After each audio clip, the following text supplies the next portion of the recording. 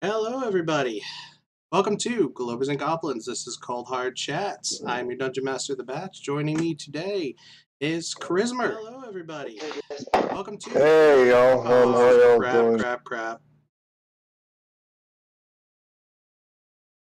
And I'm failing already. What did I do?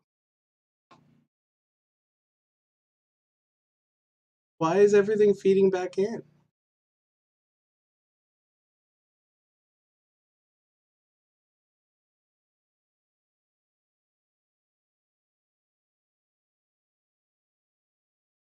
This worked perfectly last time. This doesn't make any sense to me.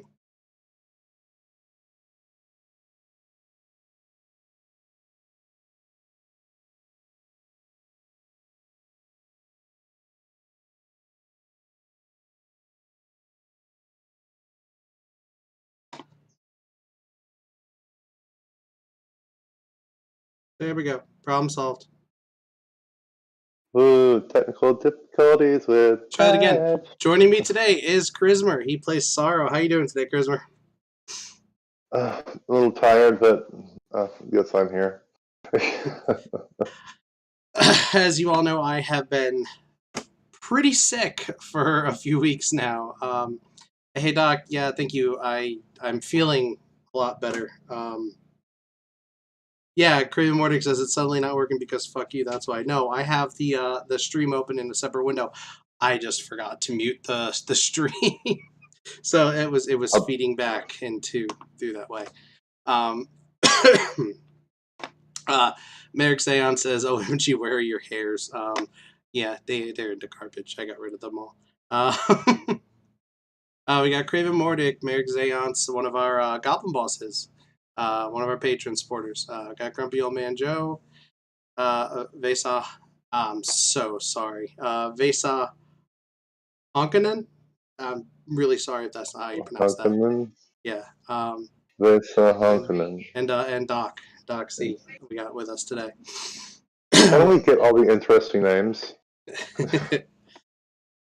So FTFE did say he was going to be with us today, but he has been dealing with some of his chronic pain issues the last week or so. So I'm not sure if he's going to make it today. If he does, he does. If he doesn't, then I hope he feels better. But last week, in lieu of a new episode, I premiered a trimmed down, annotated version of my, I guess we'll call it debut into the debunking community back in August, when Vesa says I was close.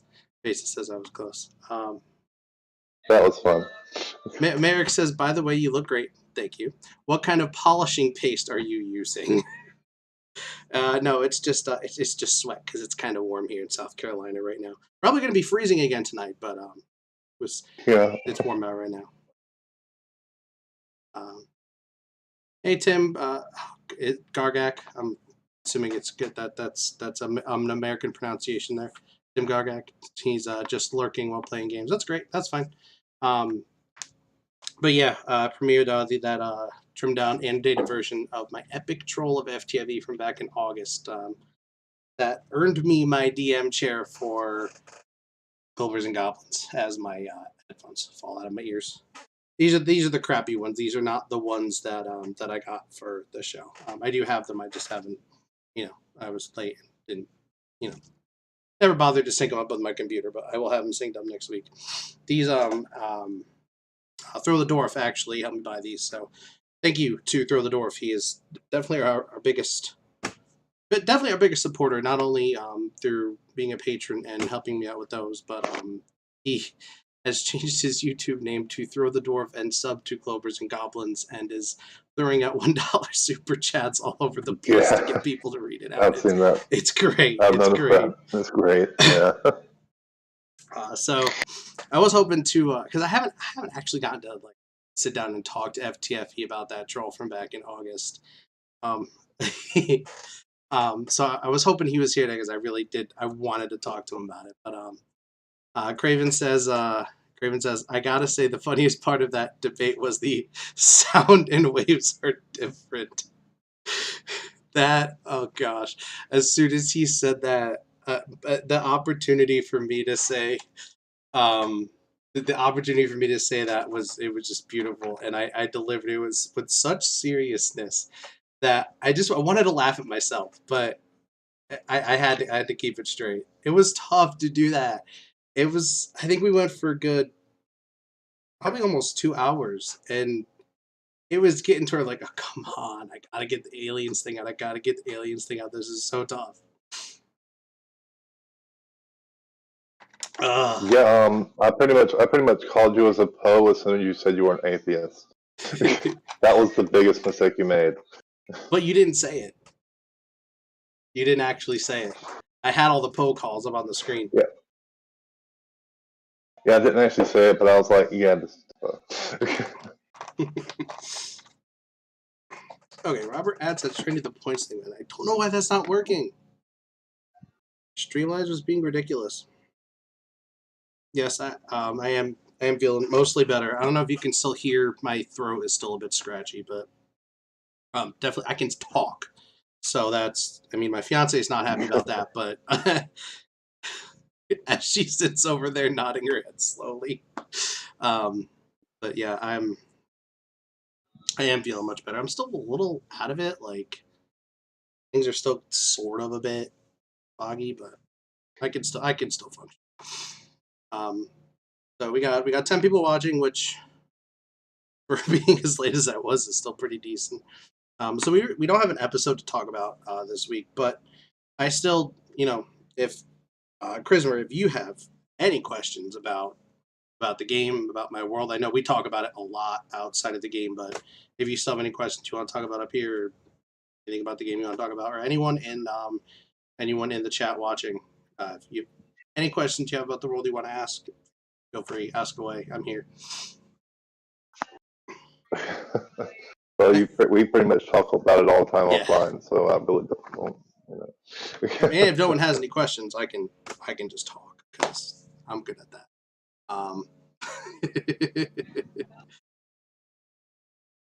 I think Well, one thing I do wonder that one woman that we met, Maria. I can't remember her name. Yeah, Yeah, the when the Maria the trans Mystic. teleported in. I hope we can at least visit her one day, revisit that character because that was pretty cool.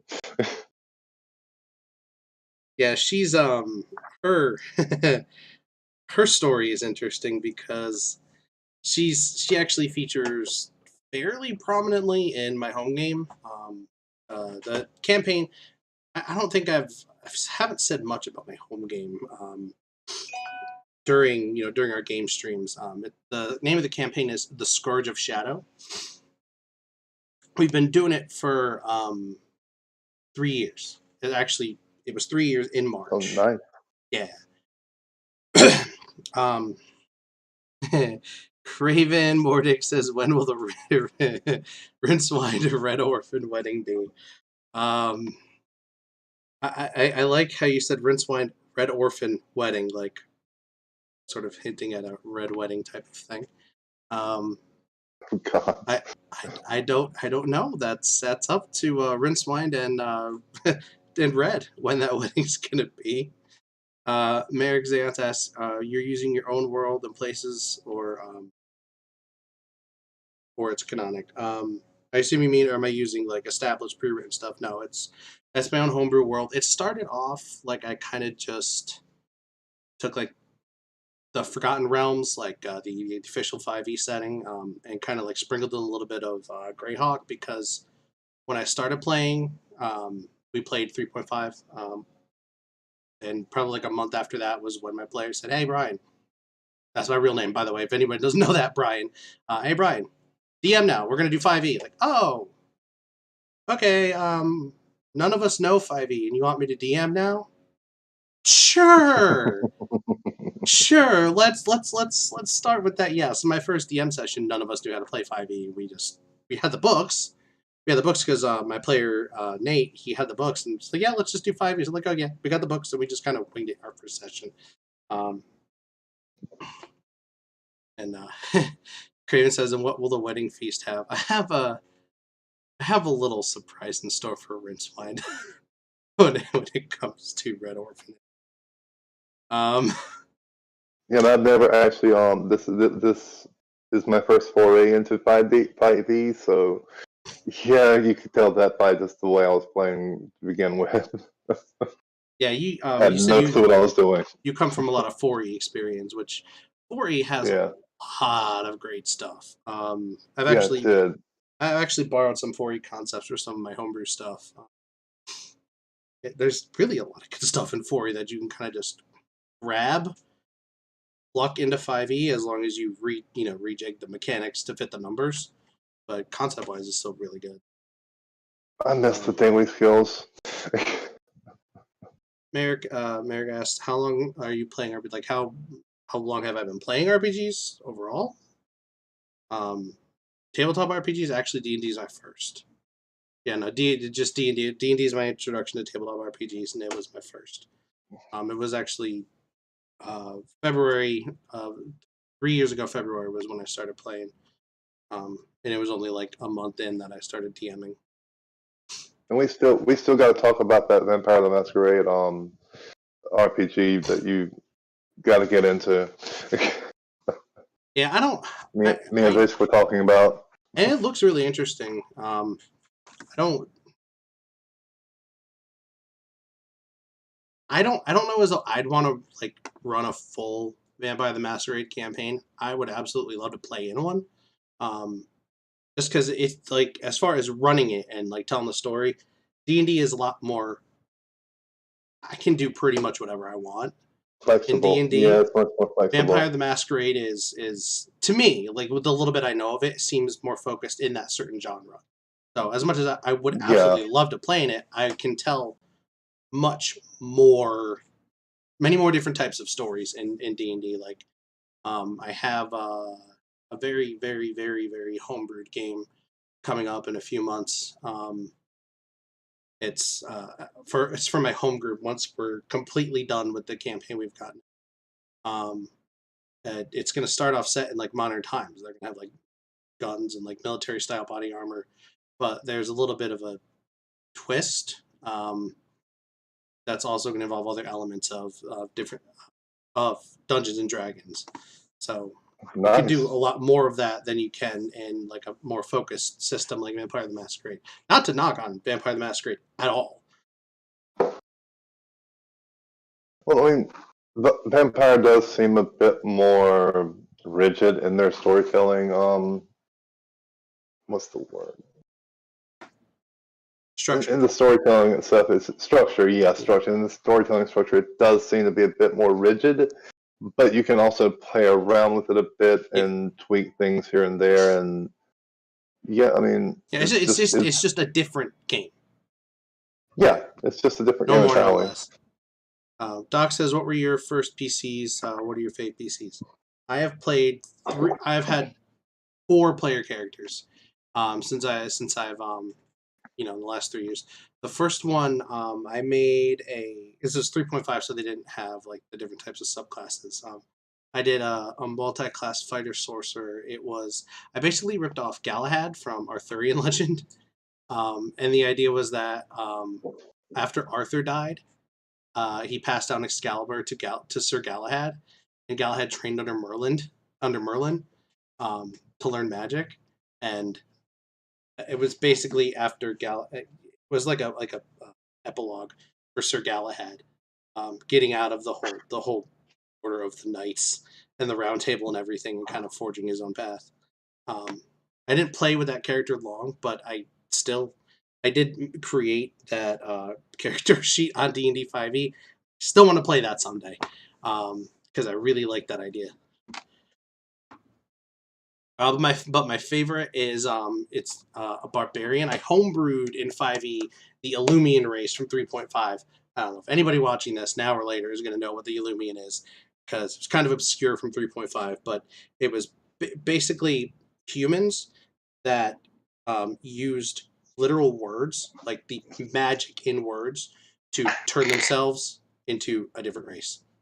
Like they're the literal embodiment of language, and it, Oh, yeah, nice. so I So homebrewed it's so it would be similar to Dragons in Skyrim, where But every single word is like magic, basically. Is dragon's breath. Yeah, they're really sensitive to words and any kind of spells that have anything to do with words or glyphs or scripts or anything like that. They have types of like bonuses and advantage when it comes to that. Um, Nice. yeah, and they have power words, like they have like words in the Illumian language specific to them that grant them specific bonuses, and they have these illuminated sigils that float around their head. It's just really cool. And so I homebrewed a 5e version of that, and my character is an Illumian who was adopted by a barbarian tribe. So this race of people that's all about language and learning and words is adopted by a barbarian tribe that's about swinging and a hammer and killing things. Um, Yeah. and I was trying to play around with a true neutral alignment, what that would mean, because it's really a tricky thing to pull off. Like you can do neutral and other things like on the moral scale or the ethical scale, because if you don't care about the law, you're neutral, or if you don't care whether what you're doing affects is good or evil. But to really be truly neutral, what does that mean? And I kind of wanted to play around with that. I played a few sessions with that character, and I tried really hard to stick to true neutral, but I kind of ended up being neutral good, just because that I kind of ended up being a little bit of a self insert towards the end, because I think that's just my play style. But I want to revisit that character again at some point and try again to stick to the true neutral, because I think it's a really interesting alignment and way to go about playing a character. Is this what it's like to have a podcast? Huh? Weird. I'm talking and there are 10 people listening to me talk just because they want to listen to me talk.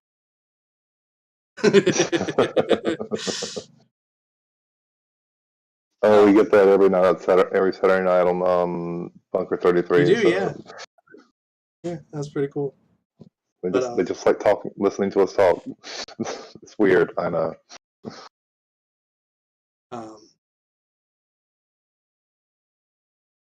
That was a whole tangent we just went off of. That was an original point. I don't even remember what it was. I don't remember either. But I think you'd asked me something. What was it? Okay, now I can't even remember. I'm gonna sit here quietly for 5 minutes until I remember what it is. How does leveling up work? Yeah, how does leveling up work? All right, so normally, more deck. I say normally. There's experience points, where when if you're in combat and you kill a creature, you get so many experience points. And if I remember correctly, the rule books, they don't outline a way like if you use your social skills to avoid an encounter. There's no broken down mechanical way to avoid experience that way, but it does recommend doing that to just award the experience points for that, so they can still level up. But I started out, like I said, thrown into it, not knowing 5e. I'm like, you know what? I'm not going to do experience points because that's too much for me to keep track of. 5e has a leveling up system called Milestone. Basically, you give the players a level up when you feel like they've done enough to level up, and that's what I use, and it's been pretty effective.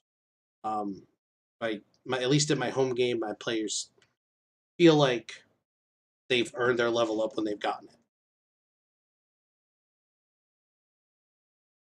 And I think if you're really good at giving out experience points the right way, Milestone kind of just ends up being the same thing anyway, because when they've earned enough experience and you just give them the level up. So I think experience points would be fun if you're playing a nitty gritty game, but if you're playing a more story heavy game, Milestone works. That's my personal opinion for someone who has not used experience points. Graven Mordick has an interesting question. Will avoiding an encounter be the same as Rincewind cowering in the fatal position and blindly swinging his axe? I can definitively say no. I mean, there's been times when he's done that. Yes. More than one, I think, actually. Yeah, multiple.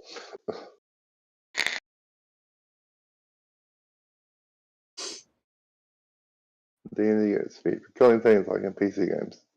Oh, not technically Merrick. It's a little bit different.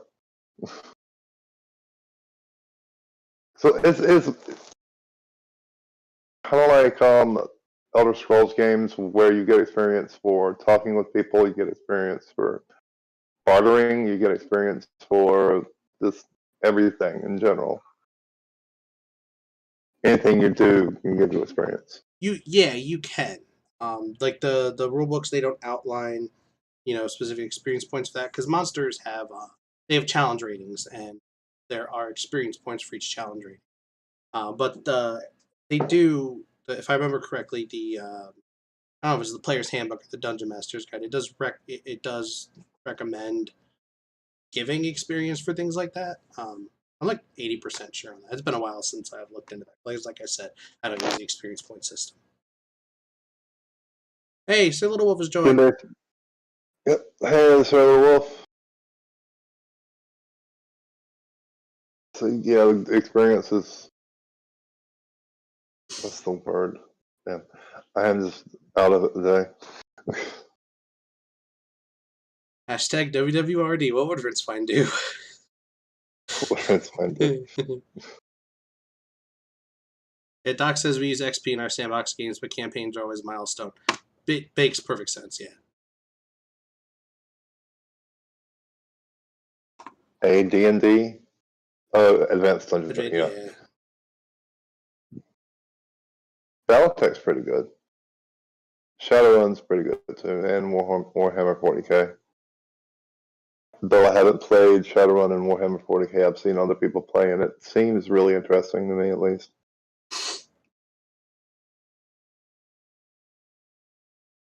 The only ones I've really played has been D&D and Vampire the Masquerade. I'd I definitely be love, interested. I'd definitely be interested in trying other tabletop role playing. I love Vampire Masquerade. It's just so the different types of vampires you can be are just, and then you got to figure out what archetype you want to play as, and Right. yeah, like do you want to play this handsome debonair like rogue type, or do you just want to be a fishmouth, a Malkavian who is pretty much insane? D&D I is always prefer Malkavians. D&D. They're actually coming out with a book called Jane Richten's Guide to Ravenloft. Almost forgot. It's an expansion on their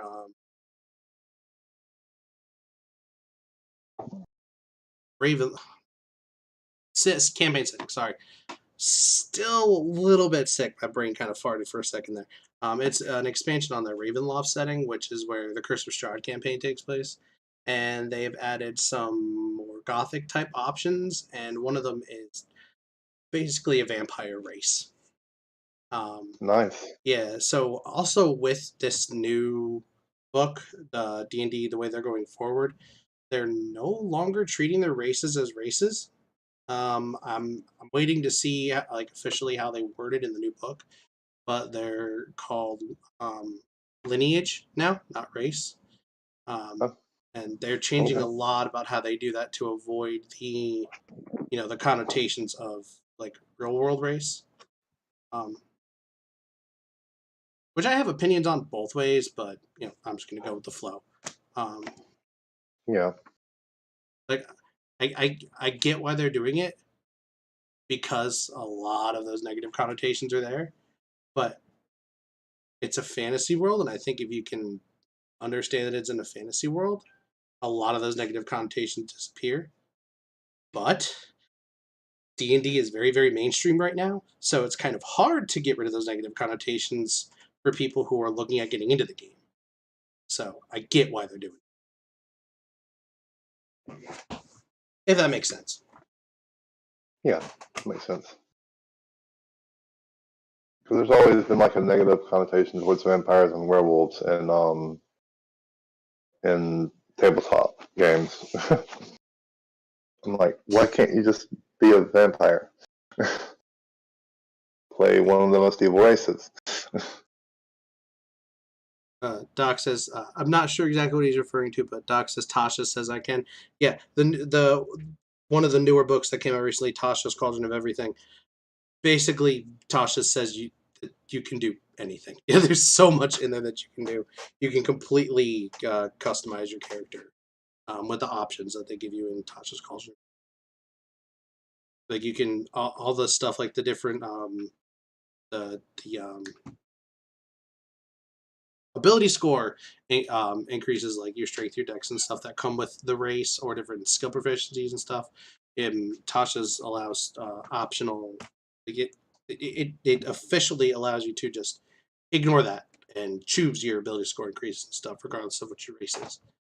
That's kind of how they started with that, and then this new book, the way they're doing the races, they're not even going to like with elves. You get +2 to your dex, and then based on your sub race, you get +1 to something else. The way they're going to do races going forward, they're not even going to outline that for races. They're just going to say +2 to one of your scores and +1 to another one. They're not even going to like assign the ability score increases. Yeah, I've read some of the Tasha's Book of Everything. Well, that looked at some of the abilities in the game, that is. And yeah, Hashtag there's a Tasha lot of says them. you can.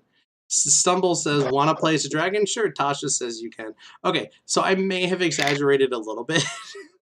Just a little bit. But I have a homebrew race called the Marked Wormling. That is essentially you can play as a dragon. It's broken if you play as a sorcerer or a wizard.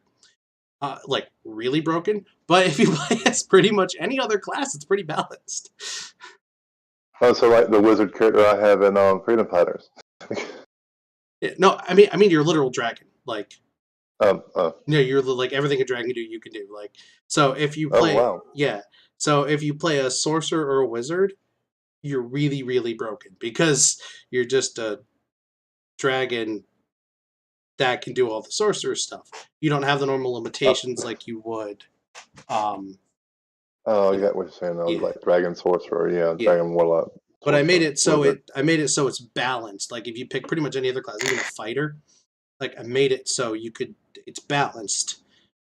Where like all the different fighter stuff or Okay. barbarian stuff that uses like your basic attacks and stuff, you can use your tail, your your claws and stuff. Like those would be your weapons. But since you don't have the limitations of being a quadrupedal creature, if you're a sorcerer, it's just like, oh, I'm a dragon and I can throw magic. Wow. I just thought it would fun to let my players play as a dragon, so I homebrewed it. And what Uh, in a future campaign, one of my players is actually going to try it out. So I think Stumble says, nope, we had a dragon play in our game, like a literal dragon or like a dragonborn or a half dragon. Because I want to know how that would work officially, if it was a literal dragon. yeah, that would be a little bit weird. Oh. I want to be a lizard dragon. Craven. I'm just copying Craven. He Yeah, said, no, that'd be Craven yeah. went to that. I want to be a lizard dragon. I mean, if you I don't know how well the D&D Beyond homebrew search function works. It used to be terrible, but if you go into D&D Beyond and search the homebrew race section for Marked Wormling, marked out. I'll just type it in here. What am I doing? Marked Wormling. Of course, I can't type. There's supposed to be G on the end there. Marked Wormling. Um, I'm pretty sure mine's the only one that'll come up. Either that or you can just search for the batch and all my homebrew stuff will come up. Yeah, there we go. See, I fixed my typo. Okay, Stumble. Gee, Now I need to know how did they play like officially play as a dragon? I need to know this. yeah, Yeah. Rubio Man says, I've run a literal dragon game in 3.5. Most of the players were true dragons, total homebrew, but it was fun. It sounds awesome. What were the dragons doing? Just taking over the world? Or just stealing a bunch of gold and taking it back to their horde? Dragon versus Tiny Doorway. I think Dragon's going to win if you try hard enough. They just blast the doorway open. I mean, unless it's a magic doorway that can't be broken by dragons. Right. Yeah, it's a magic wall that cannot be broken by dragons. It's specifically just dragons. A barbarian can come in, smash it down, whatever. Dragons just can't hurt it. See epic doorway. So I did. I want to mention that. On the Derp Squirrels channel, which is me, Charisma, and a bunch of other people. I'm brain springs Raisin, emotionally mimetic psychopath, Little Wolf, who's in the chat right now. Little Wolf, yeah. Mr. Victory. And Little Wolf. Mr. Victory, Psycho Bob, Surf, Bun Bun. Yeah. Someone's gonna be mad that I forgot them.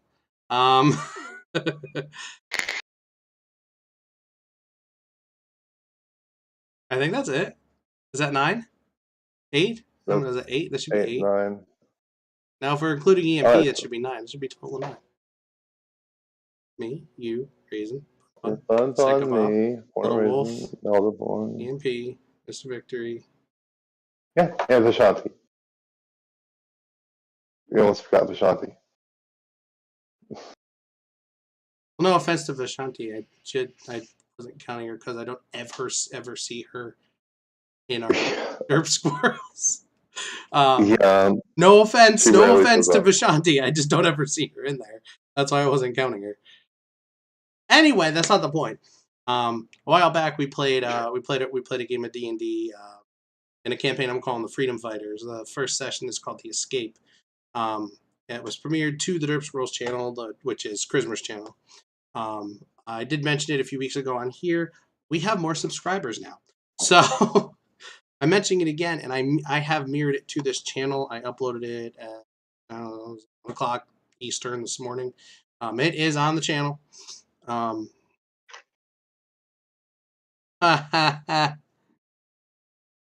Okay, it's a stat block.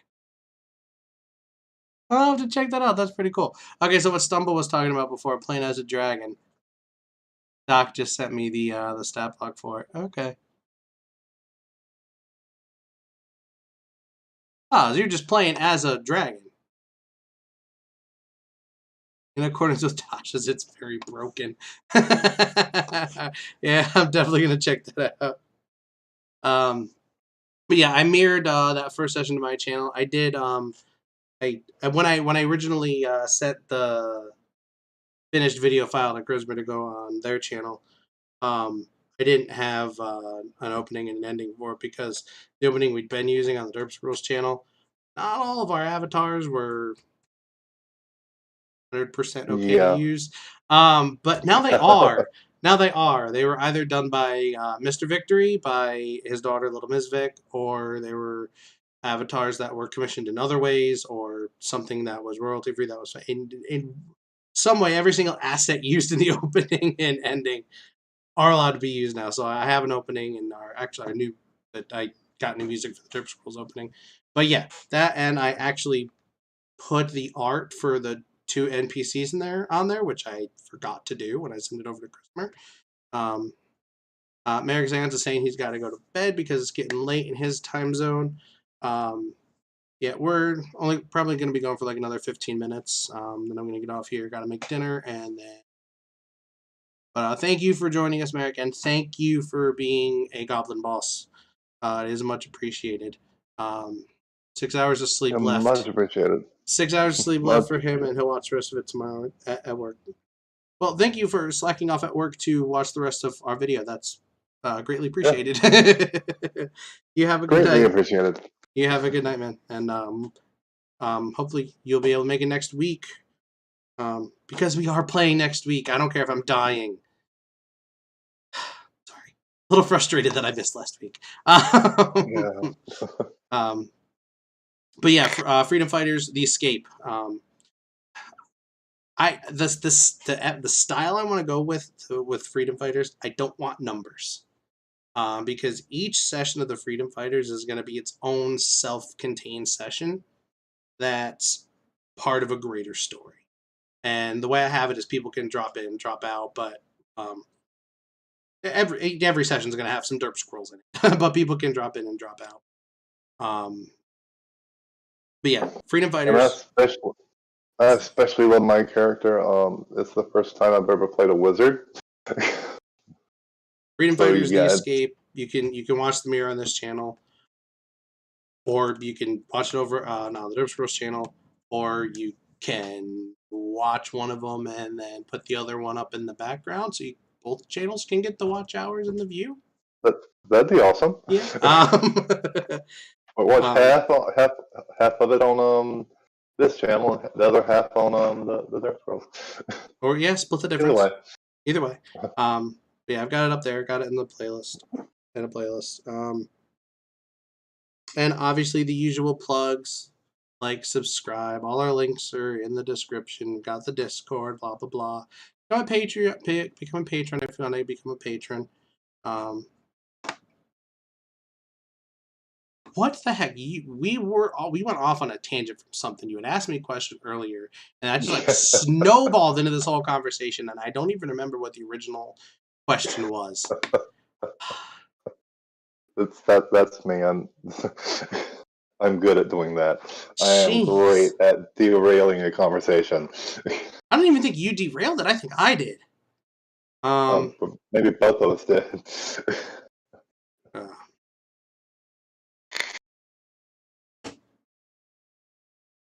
I I don't know. believe Maybe we were. Craven asked something about experience, and then somehow ended up with your wormlings. Um, but yeah, it doesn't look like Yeah. FTFE is going to make it. He did message me. He said he's been trying to catch up on a lot of stuff and he wasn't able to make it today. Like I said, he's been dealing with a lot of chronic pain issues and he's got a lot of stuff to catch up on. So, no fault on him at all for not being able to make it today. Yeah. I think he put out a community post yesterday saying he had a debate tonight. I'm not 100% sure if he's. I think. I'm gonna double check, but if he does, make sure you guys head over to his channel and check that out. If he does, he could definitely use the support, at least Oh, the moral God, I'm support, because stressed. he's felt like shit the last week. I don't see anything up from him, but I don't know. Keep an eye out.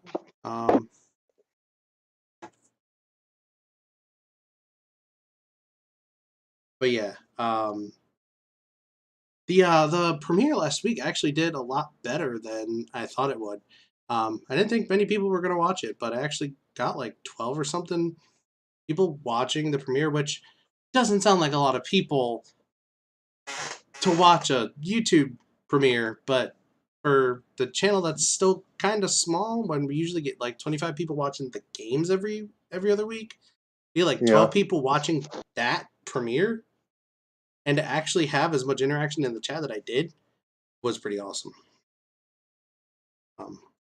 Yeah, I'm still to this day. I just can't believe that I got the gig DMing a live stream D&D game just because I decided to go on and troll a couple people on a YouTube stream. Like, Well, hey, I ended up here because I decided to be an ASCII artist. really, that's what got. That's what got me here, was just Oh doing gosh. at my ASCII, because if I weren't playing ASCII, I wouldn't have gotten in tight with Teen Skeptic, wouldn't have gotten in tight with FTFE, Brainy Beaver, Oh, all of that's them. great. And so ASCII is ASCII is That's what got better. me here. It's better than my story. I don't know how. Just everyone loves the fail well. That's better than my story. Mine just has a video to go with it, but that's better than my story. Damn. Oh man. Well, I've been an ASCII artist since the late '90s. Yeah, I've done ASCII for a long, long time. That was a while ago. Yeah, Craven And I Mordic. got, Craven Mordic says about my troll. Says you were right though. Tony was about to lose it when you started it on the aliens thing. Oh gosh, yeah, Tony lost it. I have watched that so many times, and Tony's face, Tony's face. I It just, remember. it's so. Oh hey, Alien X Gaming. Got distracted when I saw him. I didn't even see him in there before. My bad. Hey, how's it going, man? But yeah, his face, he just looked like he was so hopeful before that, and he just started dying inside, and Yeah. it's oh gosh. If his reaction had not been a standing ovation, I would have felt so bad. Uh,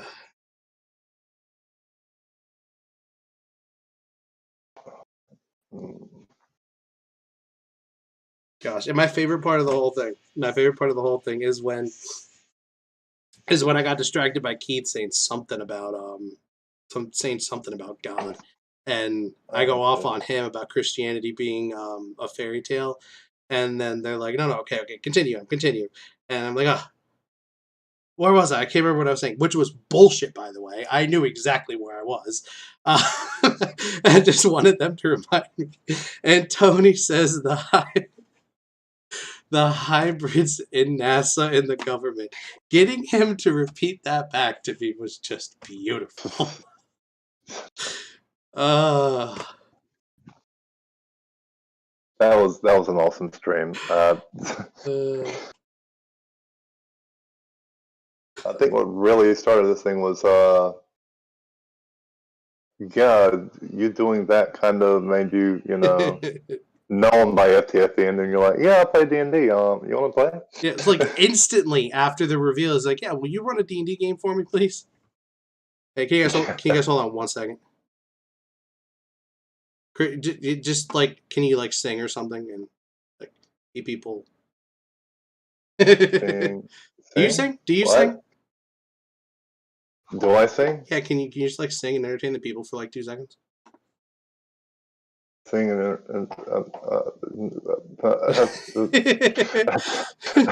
that was rather sudden. What's up? You did say it's important, right? Um, Oh, oh, I thought you said it was important. Baby shark, Oh baby no, shark. you didn't. I can't.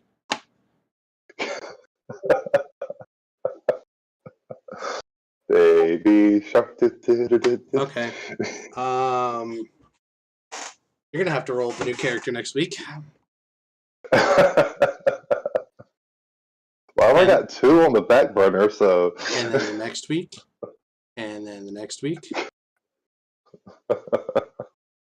Was I not muted? I thought I was muted.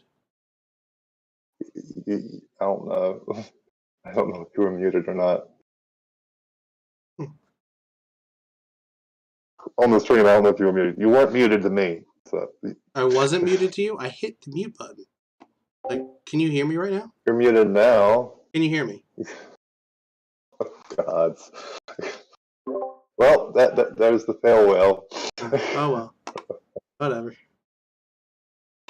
It wasn't anything embarrassing. Oh gosh. I mean, you were muted before you said me rolling for a new character. Next week. And next week. I'm never letting you sing again. Never letting you sing again. Phenomena. Phenomena. Oh, God. Anybody, Yeah, anybody don't. watching have any questions about the world of Acala they would like me to answer Just never ask me to sing, before I period. reach through the computer and strangle Chrismer? Just never ask me to sing again. Just No, don't. as much as I care to hear. That's as much as I care to hear. Can't believe you sang that song on my screen. You told me to sing, and that's the only thing that popped in my head. Can't believe you sang that song on my stream.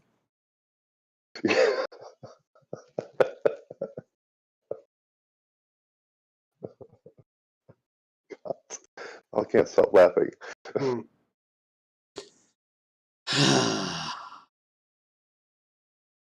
Hey, you're the one that asked. He said, "Can you sing for me?" I'm like, okay. Don't know why you asked, but okay. Next week will be No. episode 13 of Ice Cold Freedom, Over Your Shoulders.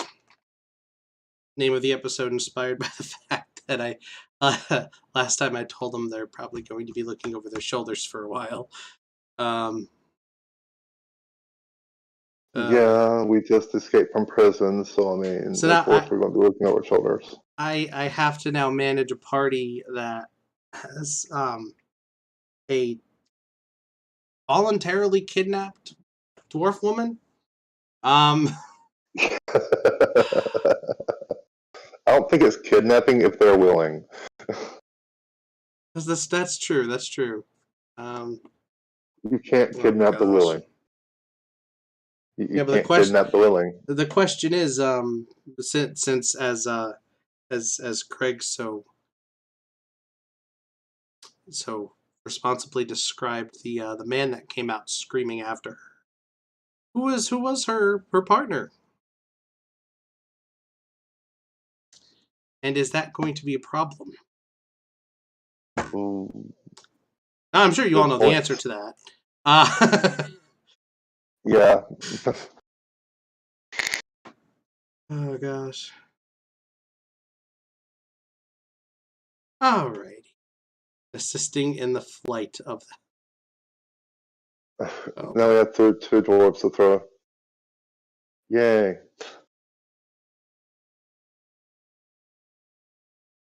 So, Yeah. I got a message from the George shortly before we went on.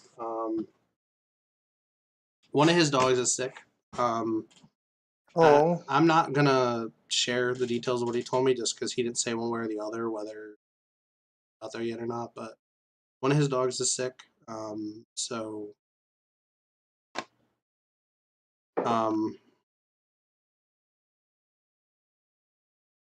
Probably gonna kill me for this, but the Streamlabs tipping link that we have, if anybody decides to donate to the show, for the next couple weeks using that link, I'm gonna give it out with what's going on with it.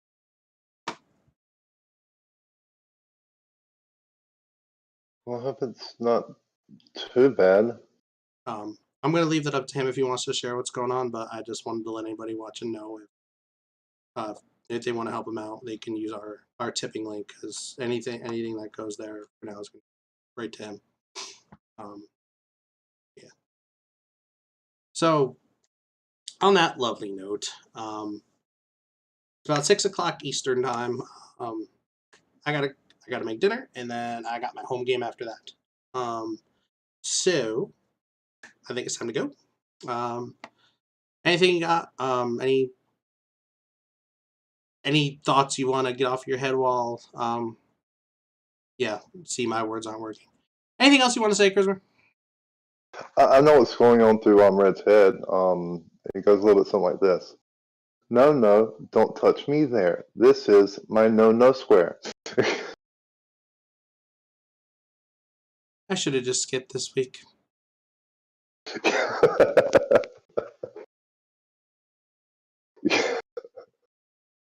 I've got to bring that one back. I've got to bring it back. I got to bring back the no square. Oh gosh, I just have to. You're gonna try? Not gonna finish that question because then you will. was gonna say, you're gonna try and make a canon in my world, but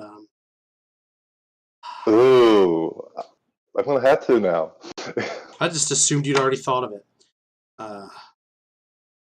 All right.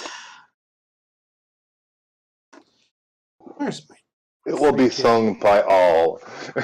Do I even have my studio page open so I can end this stupid stream? No, of course I don't have the studio page open, and Streamlabs doesn't like to end the stream right away. So let me open YouTube Studio. I mean, I could cut to the outro. Yeah, I'll cut to the outro. That way I can put up an end screen. Let's cut to the outro. Cut to the outro. Yeah.